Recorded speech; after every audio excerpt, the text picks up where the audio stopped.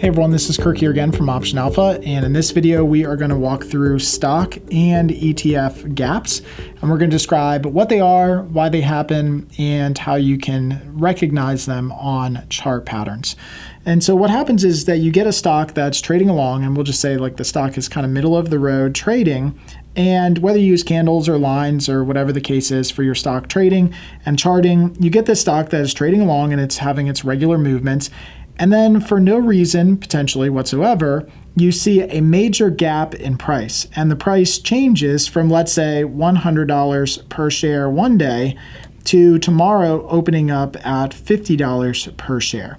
And this is what creates a gap in the actual stock chart itself. Now, these gaps can happen to the lower side. So you can have a gap where the stock gaps lower is what they call it, or you can have a stock that gaps higher based on some other news, say it trades up now to $110 per share and actually gaps higher and starts trading at this higher level moving forward.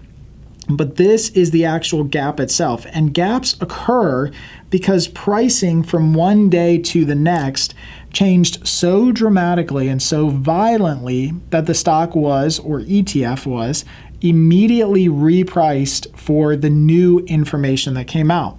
So for example, today the stock might be $100 per share, and something might happen overnight or when the market's closed and when the shares aren't trading that would cause the shares to go up immediately to a new higher price of 110, or potentially on the opposite side would cause the shares immediately to crash down to $50 per share. And what this does is it causes a gap between those two closing prices.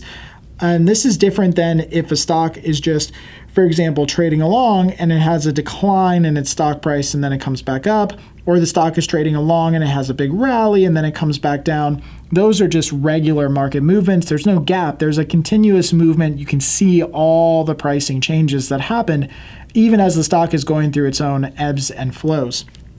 But what happens in a gap market is, again, the stock has such a dramatic repricing that it causes the security literally to gap in price. It skips over all of the prices between 100 and 50. It skips right over 90, it skips right over 80, it skips right over 70 and 60, etc. And it just goes right down immediately to $50 per share. Now, what are some of the things that could cause the market to gap? Well, there's usually two major things that cause a market or a security to gap. The first one for most securities is earnings. So when you go into an earnings environment, and specifically after earnings are announced or during an earnings call, you will see the market start to gap because it will reprice the security based on the company's new earnings. If the company has great earnings, you could see the company's share price gap up. If the company has bad earnings, you could see the share price of the company gap back down. The other thing that might happen is something that happens either to the company itself, so a company-specific event. So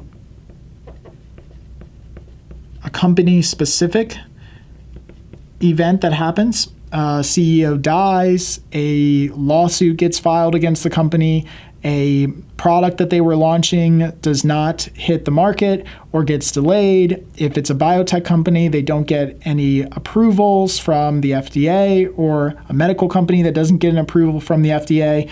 Those could be very company-specific things that don't necessarily happen during an actual earnings event.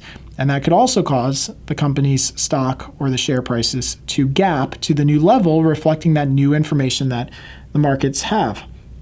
The third thing that could happen is something could happen to the industry or to the entire country or sector. So I'll just put sector, etc. It can happen to an entire sector, country, industry, area of the world, a sector of the economy, an entire industry could be impacted by some major ruling or some major event that happens, and that could also cause the share prices of these companies and ETFs actually to gap lower. Now, one of the examples that you should probably look up, and there's a lot of them that you can look up if you pull up regular stock charts, but a couple of years ago, there was a really good example of this where people didn't think, for example, that ETFs could actually gap lower. But what we actually saw was that in our case, we pointed this out to our subscribers and members, that we saw EWZ gap overnight after a big presidential election in their country. And this was pretty alarming because I believe the gap that it had was about 16+% overnight. And that was because that particular ETF tracks Brazil. And so obviously a presidential election, which is in Brazil, is going to have a major impact on all ETFs and all stocks and all tickers that are related to that particular area. And so what you saw is the EWZ ETF actually gap lower by about 16% literally overnight. And so this is important to remember because it's not just stocks that will go through these gapping environments or these gapping events. You will generally see stocks have gaps, but it is also ETFs that also gap. And so if you understand that they can happen in a particular ETF or in a particular sector ETF that tracks some sector like oil and gas or China or emerging markets or Mexico or Brazil, then you're at least a little bit better prepared in case that actually happens. So hopefully this helps out just to understand what gaps are and how you can be on the lookout for them in the stock charts and in the pricing charts. As always, if you guys have any questions, let us know. And until next time, happy trading.